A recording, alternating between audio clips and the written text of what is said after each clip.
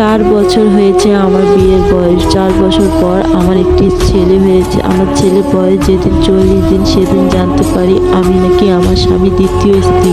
আমার আগেও তার প্রথম স্ত্রী আছে, সেই ঘরে 2টি মেয়ে আছে এবং কি তার স্ত্রী এখনও তার বাড়িতেই থাকে।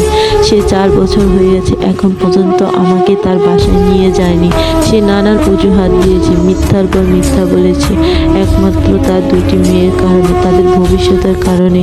কারণ সে চায়নি তাদের মেয়েদের ভবিষ্যৎ নষ্ট হয়ে যায়। কারণ তার প্রথম স্ত্রী পরকীয়া করে, এ কথা জানার পরও সে মাফ করে দিয়েছিলেন তার 2 মেয়ের কারণে।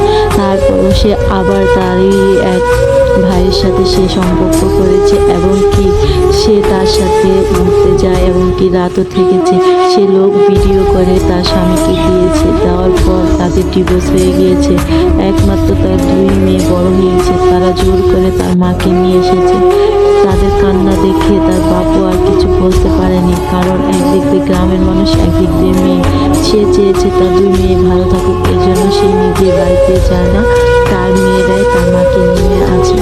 আজ তাদের ঘরে এক সন্তান হয়েছে, কিন্তু তার 2 মেয়ে, এক মেয়ে এখনো সুখ হতে পারে না। বিধাতা তার কপালে সুখ লেখেনি, কারণ বাপ মায়ের ভুল তার সন্তানদেরকেই দিতে হয়। তার মায়ের ভুলের জন্য আজ তার ভাগ্য অনেক খারাপ। তাদের অনেক অনেক ইতিহাস আছে। আমার জীবনে এরকম ঘটনা আমি কখনোই জড়াবো ভাবিনি।